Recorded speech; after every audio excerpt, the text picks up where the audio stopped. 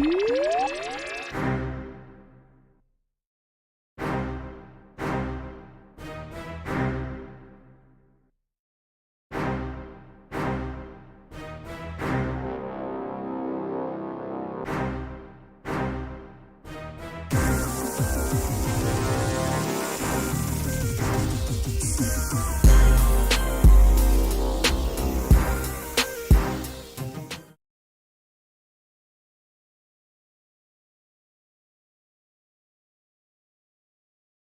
afternoon, everyone, and welcome to KUAW Radio. You first take a moment and connect with us across all of these social media platforms. You can find us on Facebook, YouTube, Twitter, Periscope, Twitter, Twitch, and the TuneIn app, all at KUAW. That is knowledge, understanding, and wisdom, as well as KUAW.org. Also, when you see us on the social, take a moment to like, comment, and subscribe. That helps us to get across the algorithm and pushes us through to help get the content across the social media platforms.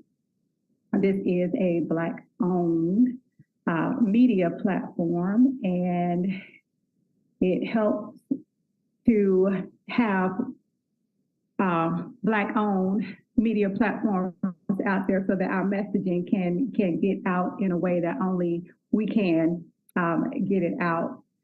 So again, thank you guys for tuning in. We all are impacted by the culture, whether we like it or not, from politics to government to news and entertainment. And this is where we talk about it every first and third Sunday on Klose and Kultural with Dr. Karis A. So again, I would like to thank you guys for being here with me again. Today, I want to thank you guys for the great conversation that we had on the last time that I was here. We talked about the things that was still going on with the Ford Motor Company. I did put those links in the description box, as well as on the comment section as well. So if you missed it, then you were able to go in and see those links that I put in to read up on there. I know people thought that was some old information, but yeah, those things, well, I don't want to say old information, but maybe something that was, I know I had one actual comment. One person thought that was something that was going to happen in the future. And I was like, no, that is a patent that they had applied for. And you would be surprised. I know many people had not even visited the USPO, that's the United States Patent Office website before. But so I guess that was another learning moment. So anytime that you start a business and you want to get, or you want to get a logo for it. And so your idea, and that is your intellectual property. And so if you want to hold on to that and make sure that no one is able to copy that, then the U.S. Patent Office is where you go. And so you want to be able to trademark that. So your logo, your idea, and your concept, even your slogan, you want to be able to keep that as your own. So no one will be able to take it and run away with it. So that conversation from last week, as far as Ford Motor Company, that took off on to something else. And I was really, really glad that happened. And I said that I would talk about that more this week as far as Black businesses are concerned. And so I know one of my businesses, the Safe Family Center, I have a logo for that, as well as the bronze alert system. And I'm in the process of getting all of that trademarked, but there are different, I don't want to say layers, but there are different trademarks that you can get. And by that, I mean, you can get your trademark, patent, and you can get your slogan. You can get how you can get the label itself, if that makes sense. How the lettering. You can get how it is put on merchandise. You can get how it is distributed, and that is all of those codes. So if you go onto the USPO website, and I'm just thinking in my head right now, maybe we'll actually do a show on that, on how to get your business idea or your logo, all of those different things, trademarked and patented, because you can't actually do it yourself. There are patent and trademark attorneys that you can use, but normally they are expensive. But trademark and patent attorneys are used for big business. It's not saying that everyday people like you and I don't use them, because that's not true. But the patent process and the trademark process is pretty self-explanatory. And then you can walk yourself through the process online. And if you, when you go through it, I'm sorry, I forgot to go live on TikTok. But if you, when you go to the website, there's also a feature on there for questions, and it does cost. And then there's a fee for all of the things that I just described. So if you want to just to trademark or patent your logo, there's a fee for that.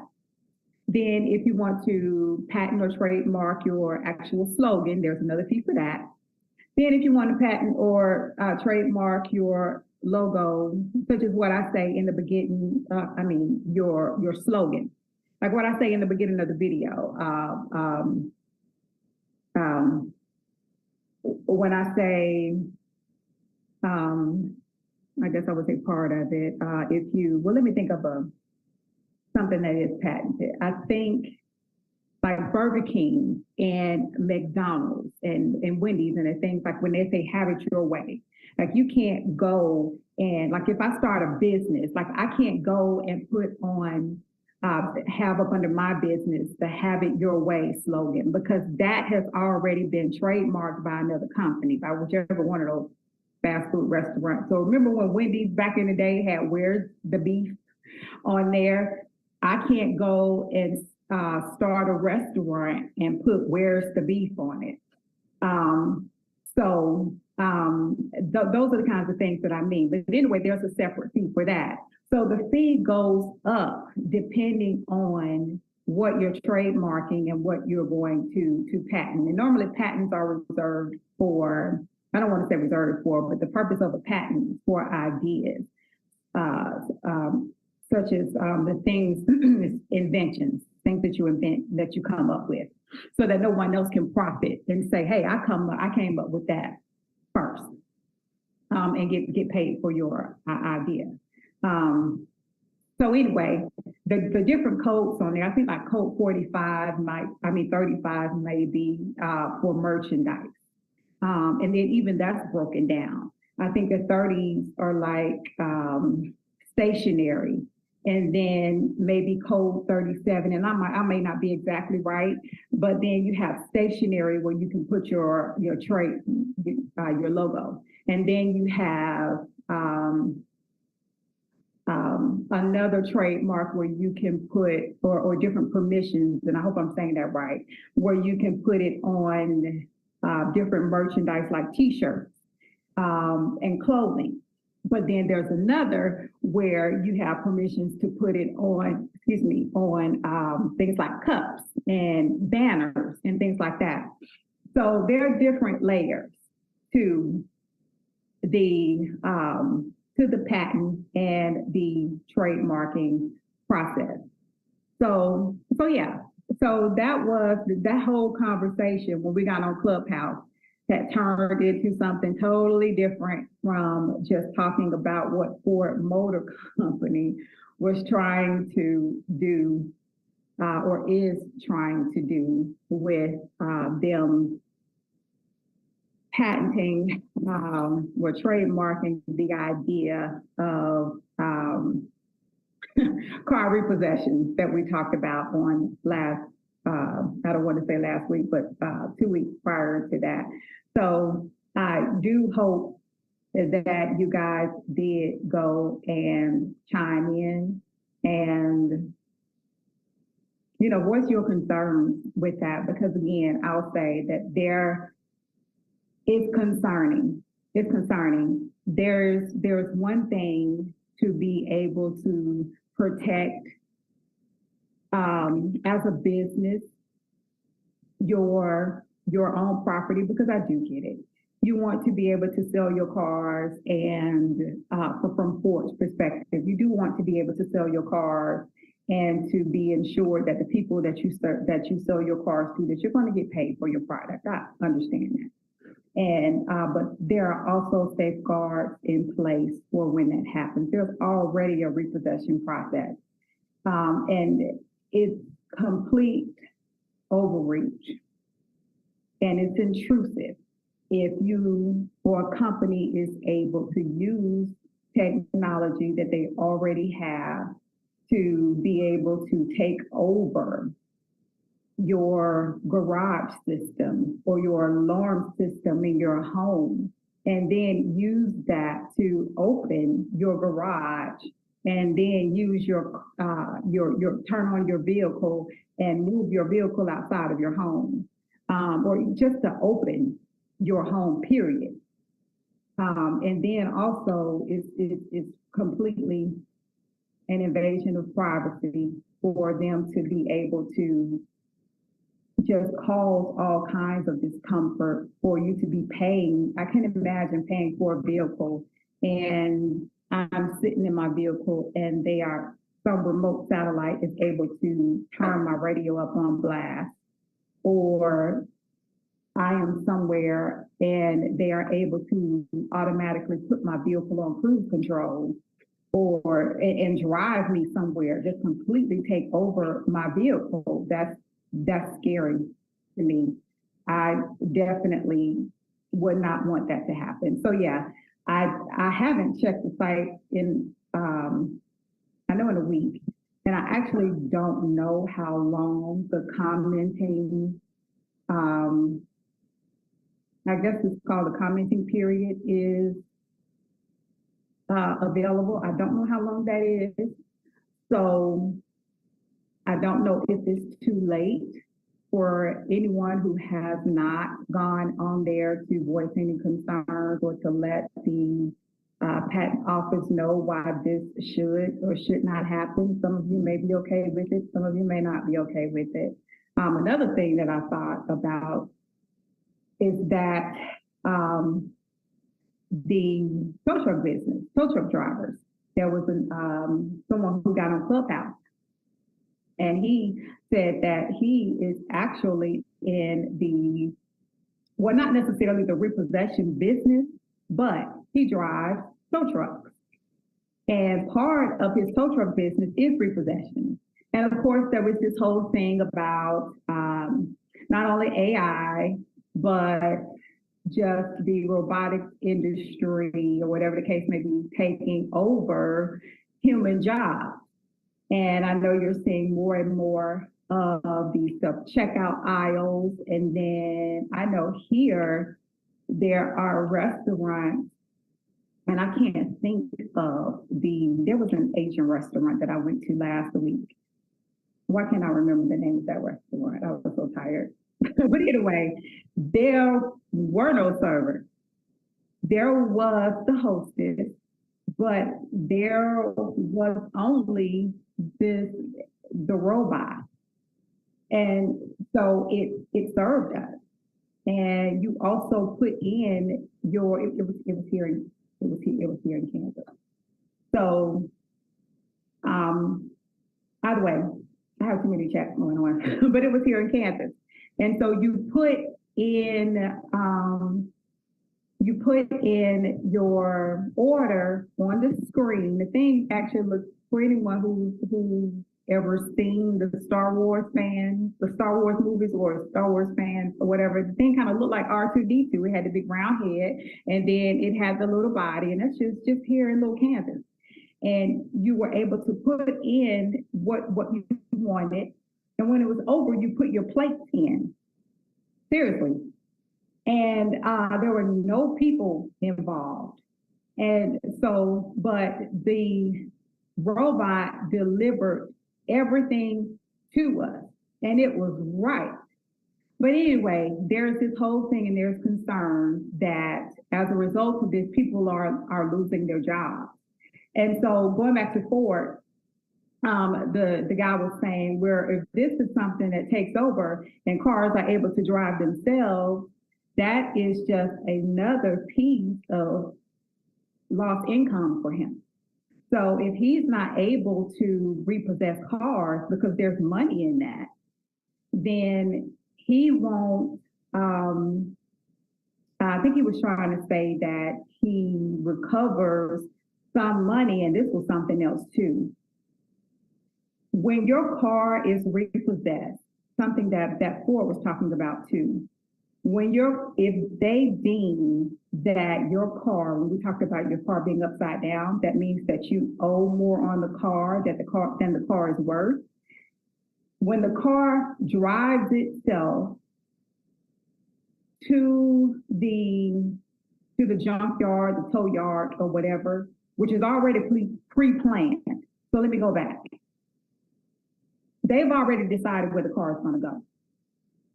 So if they have decided that, because not everyone will have cars, you'll be euthanized if you can't afford it. Well, I don't know if they're going to euthanize you, but yeah, I don't know if they're going to kill you if you can't, well, unalive you if you can't afford the car.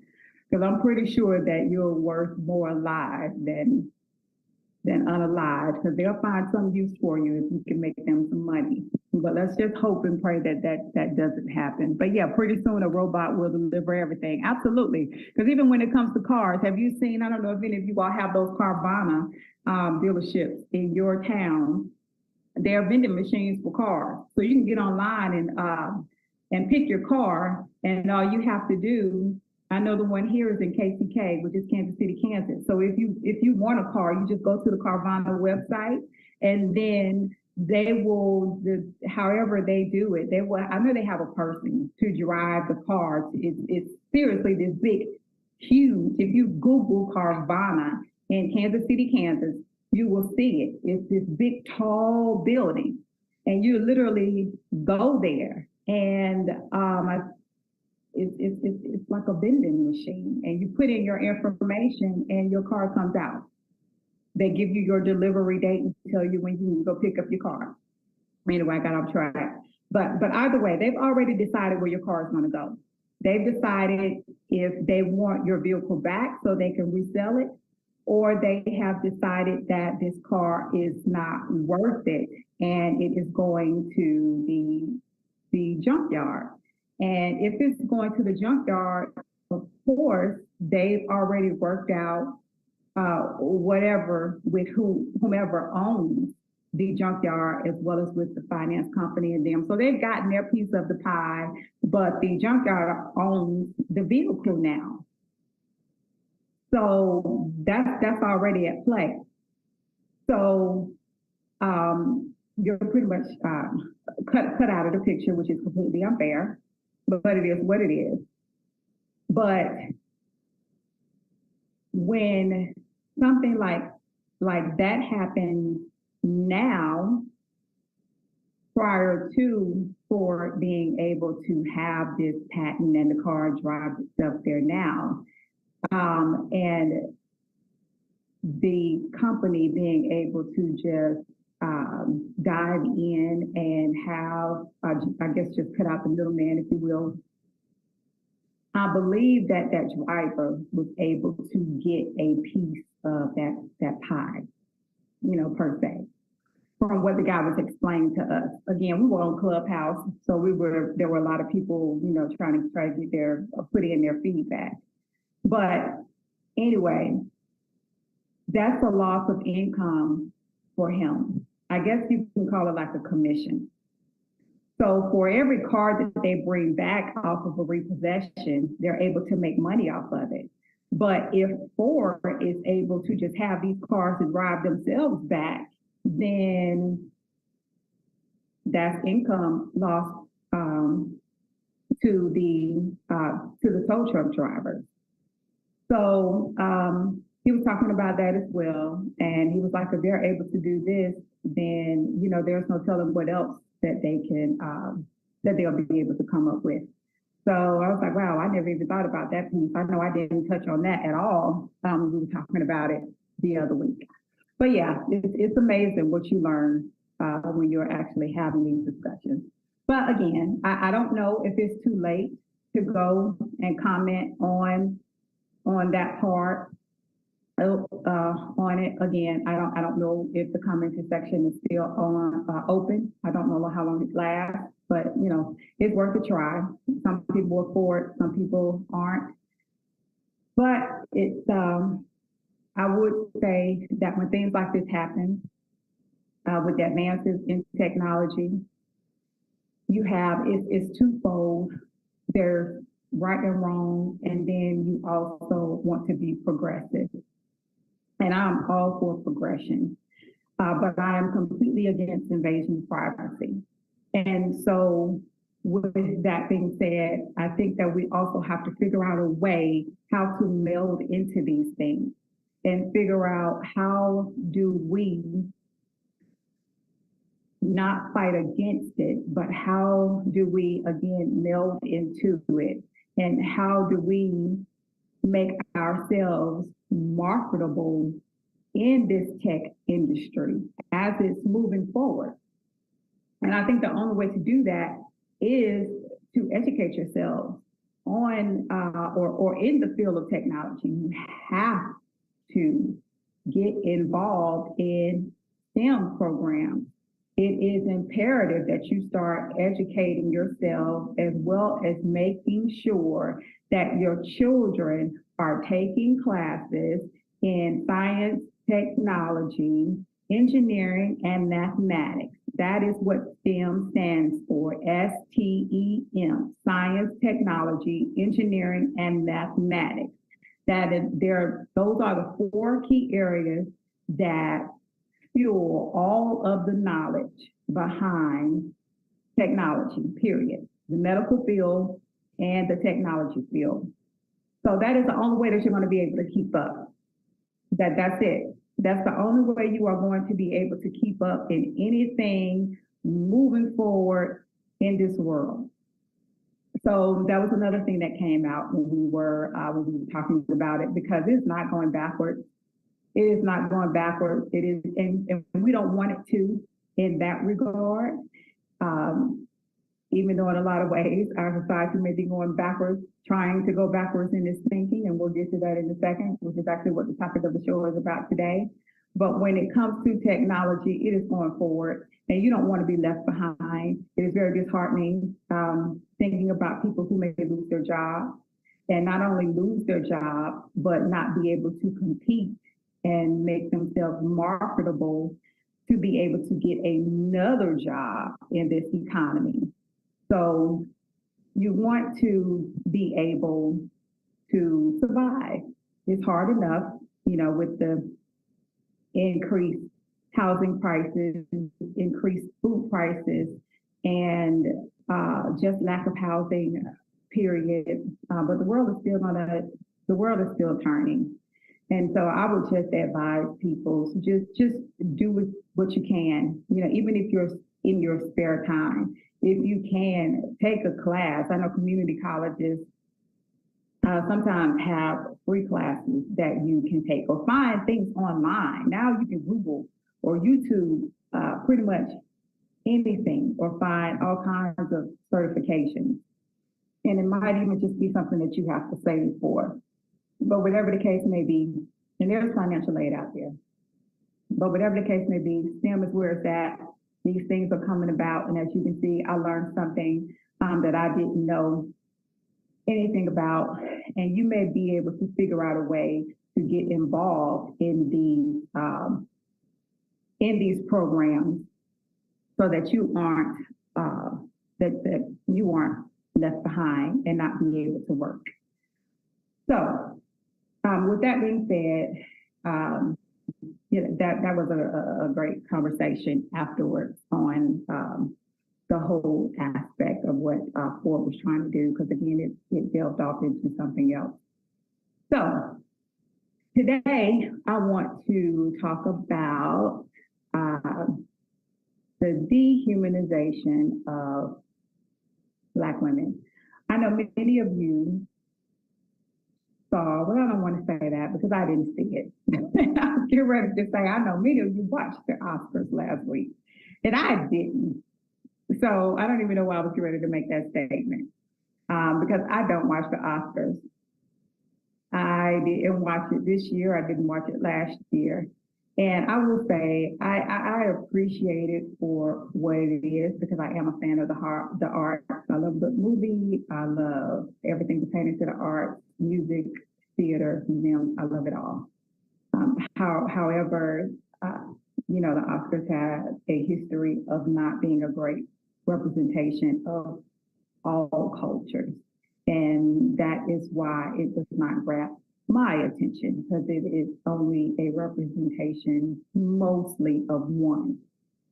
So, but anyway, what has been talked about the most outside of what KUAW wore, which is insane because a lot of people wore less, but I digress, was what transpired with Auntie, and also my soror, Angela Bassett. And first, let me go and first define what actually the word dehumanize means. And so when what dehumanize means is when you take away those human characteristics or those features of a person that make them a person. When you strip them of their agency, or you strip someone of their ability to be seen as equal, or to be seen as, or for them to just be visible. And this happens a lot when it comes to Black women in particular, not to say that it does not happen to everyone. So, of course, when I say things, everything is not absolute. I am just speaking on one particular topic, and that is what happens to people who look like me.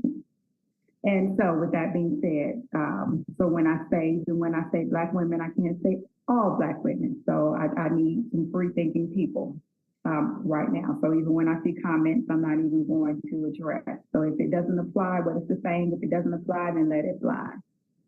So even with that being said,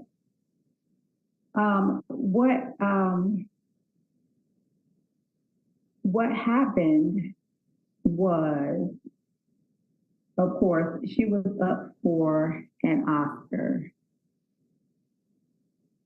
And we all know without debate that she is a phenomenal actress. We've seen her in various films, from most recently, both of the Wakanda movies, and then we've seen her in What's Love Got to Do with It.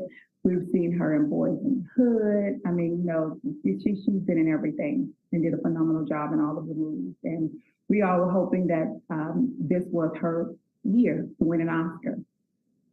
And even though the Oscars does not have that appeal to me, I respect the fact that it has that appeal to her and to other actors and actresses. So it means something to them. And so if it means something to them, I respect that. So with that being said, when she did not win the Oscar. Jamie Lee Curtis won the Oscar, and congratulations to her. I also think that Jamie Lee Curtis is a great actress. I like her as well. And what happened was the camera went to Angela Bassett when she did not win. And her expression was that of someone who was disappointed at the fact that she didn't win. And there was a lot of commentary behind her not winning. And it was not positive at all. And so that is the issue. And that has sparked a lot of negative, so much negative conversation. And I know even before we even get to, just analyzing that,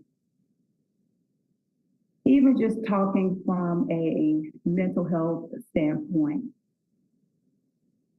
because of, or even just thinking about the era that we're in right now and how we are trying to get everyone to become more verbal and to talk about their feelings and to express their traumas and to discuss what is going on with them rather than to act out what is going on with them.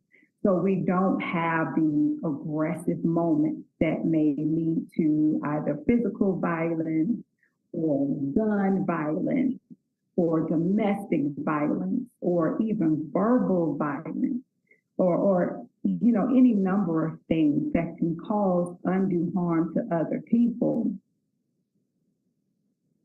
We still, fast forward to this, condemn Black women when we are our authentic selves and show, hey, this hurt, or this was a problem, or I don't like this. And in an appropriate way. Because even if you think about last year, you think about last year's Oscars, something happened to someone else. And I'm not getting ready to call any names, but something happened to someone else at last year's Oscars that hurt their feelings, hurt their wives' feelings. And they got upset about it. And they acted out physically behind it. And the world was upset about it. And they said, well, they should not have done that. If they didn't like what this person said, then they should have just taken it. If they didn't like what this person said, then they should have just done what their wife did and just sat in peace. Well, I don't want to say peace, but just sat there and waited and addressed it when it was over or at a different time. Even though we saw the expression on her face and on their face. Well, the husband decided that he didn't want to do that. He acted out violently and he assaulted someone behind it. So he handled it his way, and there was a whole conversation behind that last year. We fast forwarded to this year, and then we see disappointment,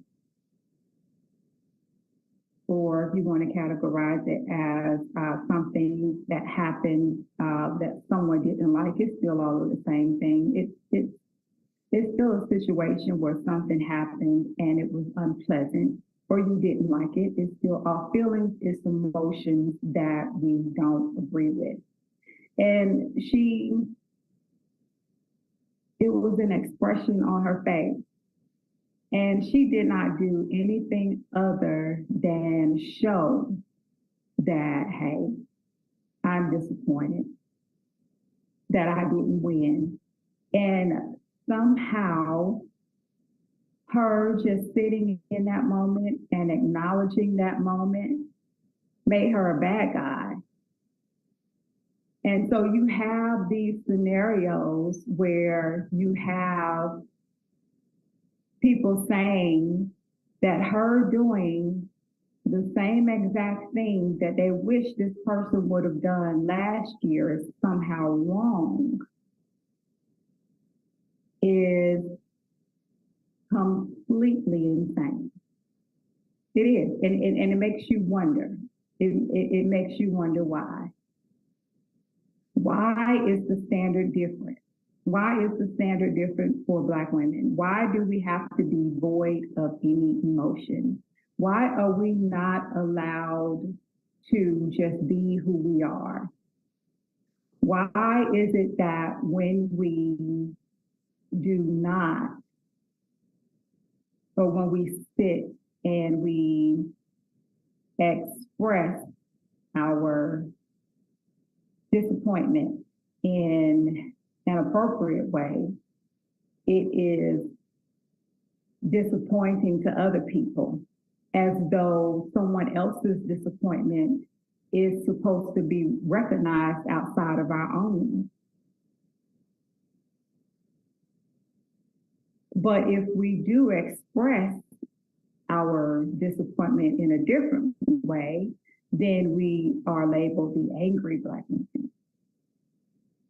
Or if we express it in another way, then we aren't a good sport. And then even more than that, why are we the focal point at all? Why was the camera on her? There were other people who didn't win. There were other people who did not win that same award. But the camera was on her. And the camera was waiting for her reaction. And then when her reaction, which was true to who she was and appropriate, and was always going to be appropriate because it was authentic to who she is and how she was feeling, because who am I to say how someone is supposed to react? Because you can't cut someone and then tell them how to bleed. But by the way, how is it that you can then say that it is okay to focus in on her, but not anyone else who did not win, and then have a conversation about it, a negative conversation, rather than saying, hey, this is someone who handled this with grace and with class. Yes, we see the disappointment. We can say, I would be disappointed too if I have waited because I thought that this would be my moment. Because that is very easily what that conversation could have been. That conversation could have been, we feel bad for Sister Angela because we know that this is every actor's or actress's dream to win this award, and our heart goes out to her, and we hope that this is, maybe she'll win next year, or she definitely lost to one of the best. It could have had a positive spin on it, but that's not what happened. That is not what happened. So I also fault the people who spin the narrative in such a negative direction and add to it being a negative experience for her, because it very well could have been termed in a very different way. So instead of it being said that way in a positive regard, because everyone cannot come in first place, it was just deemed, oh, she's a sore loser. and she had no way, um, or she should have in no way felt that way or done that. Where there have been people who have just openly cried on there and used their shame to make people feel bad. And of course, our tears don't mean anything. When certain people cry, then the world comes running to console them and to make them feel better. And that is a totally different conversation, because I'm pretty sure that at the moment that she would have shed a tear, then my sister would have been weak at that point. Again, it would not have been a positive experience. It would have been absolutely negative again.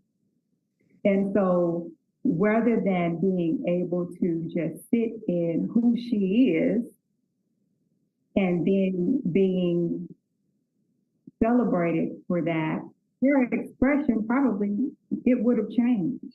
Who knows? Maybe it wouldn't have. I don't know. I don't know, but we will never know if the conversation and the attitude and the dehumanization of Black women continues to be what it is. And so what I will say is, even when the media and the powers that be continues to throw all of this information out there at us, we don't have to repeat it. We don't have to regurgitate it. We don't have to continue to share those clips. We don't have to continue to spin that narrative. We don't have to continue to engage. We don't have to continue to say the exact same things that they say. And then we also don't have to buy into this thing that everything has to be adversarial. I can sit here and acknowledge that what was done to Sarah Auntie Angela Bassett was wrong, and still, and say that she is deserving of an Oscar, and still in the same breath say that Jamie Lee Curtis is an excellent actress and that she also deserved to win an Oscar. I can say that as well. I can say that she is a phenomenal actress as well. Those two things can be true at the same time. There is no reason that I can advocate for Black women and Sarah Auntie Angela Bassett and then throw Jamie Lee Curtis up under the bus. That is not the point.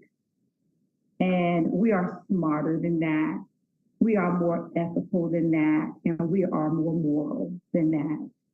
And that is what I mean. We are more human than that. Don't dehumanize us. Don't dehumanize Black women. Black women, we are a different breed. We are a wonderful, caring, loving. We are the mothers of civilization, okay? And so we are always going to look for the road to peace. And we are always going to look for that road to bring us all together. And even in our moment of vulnerability and our moment of discomfort, we are still looking for ways to comfort each other and the people around us. And I'm pretty sure that sometime during that night, she congratulated Jamie Lee Curtis on her award. And I just hate that the message got lost in the sauce. I hate that there has not been the connection, and that people are trying to also spin the narrative that she cannot be, and I don't want to say upset, because she didn't look upset. She was not in there slapping people and turning over tables. She was just disappointed because that was something that she wanted, and that is okay. She was just disappointed. She was not upset, she was disappointed, and that was okay. And those kinds of statements are dehumanizing. And so when you say that she was upset, again, reduces her from being a human who has feelings to some kind of animal that was supposed to get up and just straight up turn the place out because she is not entitled to her feelings. She was disappointed. She showed that emotion, but at the same time, she is a grown woman. She is also an actress who acknowledged that there was another actress who was having her moment and who was well deserving of that moment as well. And it's a shame that the camera was put on her like that. And she was portrayed as someone who was not understanding of that, and then not celebratory of someone else. And so I hope that when people see that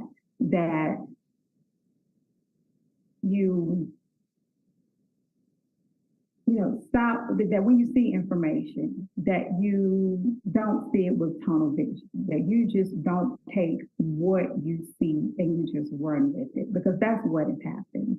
People take that one moment and make it negative.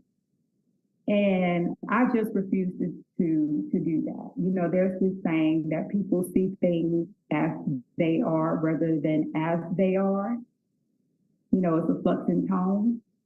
And so I choose to see things as they are. And I don't always look for things to be negative. I don't always look for things to be adversarial.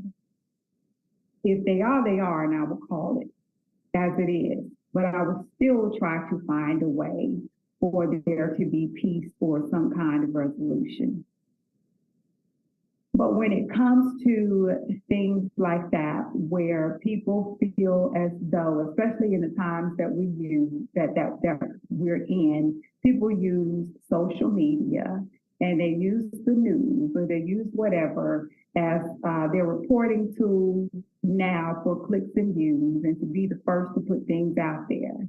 And unfortunately, people respond to the negatives quicker, faster, and more than they respond to the positive.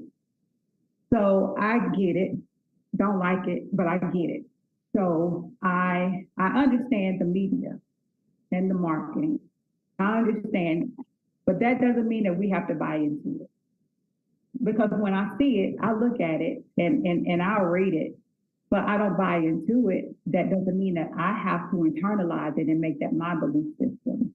And that doesn't mean that I have to get it and then in turn start arguing with someone else about it, because that does not do anything. That does not, one thing about social media is that you can't start engaging in these conversations with people because they have already decided what they believe. And once you start speaking to someone when they're in the middle or they're already engulfed in their own belief system, you're not going to change what they already believe, no more than they are going to change what you already believe. That's not the time or the place to do that. And so it becomes an argument, and that's not the point.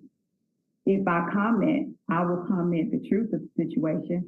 I'll put the psychology behind it, and I will make a comment and make a different viewpoint without being insulting to someone else. And then hopefully then that will make people go, well, that's something different, or that's something that I didn't think about. Because that's the only way you will get people to engage. But still, I'm not internalizing everything that the media puts out and throws in my face. because you have to understand that they are dealing with things from a marketing standpoint. They are doing things to keep their business flowing. They're doing things to keep the traffic flowing to their page. They're doing things to keep the advertisers coming because they see people coming. They see the footprints on their page, and they see that people are responding and clicking on these ads and seeing what they see.